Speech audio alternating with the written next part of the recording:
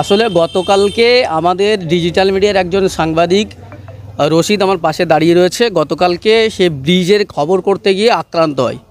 সেই নিয়ে আমরা গতকালকে কাশীপুর থানায় একটা লিখিত অভিযোগ দায়ের করি এবং আমাদের সংগঠনের পক্ষ থেকে আজকে আবার ভাঙড় থানাতে একটা আবেদনপত্র, একটা ডেপুটেশন জমা দিতে যাই এবং সেখানে আমরা ভাঙড় নতুন ব্রিজ থেকে আমরা প্রায় 20-22 জন সাংবাদিক মুখে কালো একেবারে কাপড় বেঁধে, যে গণতন্ত্রের উপর যেহেতু হামলা হয়েছে, সাংবাদিকরা হচ্ছে গণতন্ত্রের চতুর্থ স্তম্ভ, তাদের উপরে যেহেতু হামলা হয়েছে তাই গণতন্ত্রের উপর হামলা মনে করে আমরা নীরব প্রতিবাদ, কালো একদম কালো দিন মনে করে কালো একেবারে মুখে কাপড় বেঁধে আমরা প্রতিবাদে করে সেখানে থানায় গিয়ে একটা ডেপুটেশন দেয়।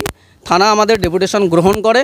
আমরা থানা আমাদের সঙ্গে আমাদের কথা দেয় যে যারা এই ঘটনায় যুক্ত তাদের বিরুদ্ধে ব্যবস্থা নেওয়া হবে। এবার থানা থেকে যেই বেরিয়ে আসছি ভাঙড় থানায়, একদম থানার সামনে কয়েকজন দুষ্কৃতী ছিল যাদের নাম হচ্ছে আহসান মোল্লা, রাজ্জাক খান, আসান, মোদাসের মোল্লা, রাজু পোদ্দার সহ আরও অনেকজন, প্রায় 20-25 জন। সেই সময় আমরা যখন ডেপুটেশন দিয়ে বার হই তখন আমাদের একদম থানার গেটের সামনে আমাদের উপর আক্রমণ চলে।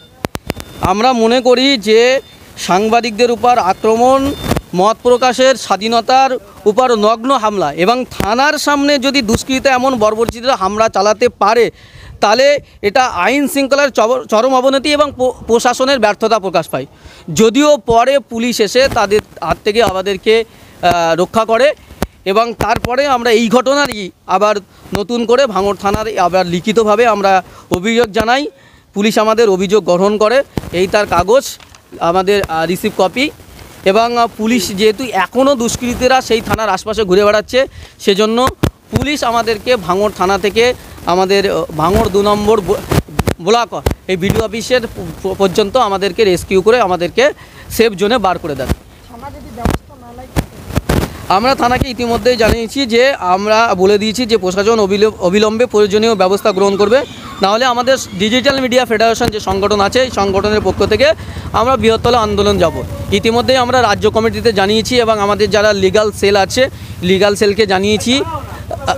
সেলকে জানিয়েছি। তারা বলেছেন যে এটা নিয়ে আমরা আজকে রাত্রে আমাদের রাজ্য কমিটিতে মিটিং হবে এবং আমাদের যারা লিগ্যাল সেল রয়েছে, যারা আইনজীবীরা রয়েছেন, তারা বিষয়টা দেখছেন। আগামীকাল যেহেতু পুলিশ আমাদেরকে কথা দিয়েছে যে আমরা ব্যবস্থা গ্রহণ করব, এবং পাশাপাশি এটা যে থানার সামনে এরকম কেন হচ্ছে, আমাদের আইনজীবীরা কি লিগ্যাল ব্যবস্থা নিলে হয় সেটাও নেবেন ওনারা জানিয়েছেন। হ্যাঁ, আমরা তো পুলিশের কাছে এটা বলেছি যে যেহেতু থানার সামনে গেটের সামনে সিসিটিভি রয়েছে, সিসিটিভি দেখলেই আপনারা বুঝতে পারবেন কারা অপরাধী, চিহ্নিত করা একদম সহজ হবে। পুলিশ জানিয়েছে, আমাদের ভাঙড় থানার অ্যাডিশনাল ওসি তার সঙ্গে কথা হয়েছে, তিনি জানিয়েছেন ওনারা যথোপযুক্ত ব্যবস্থা নেবেন।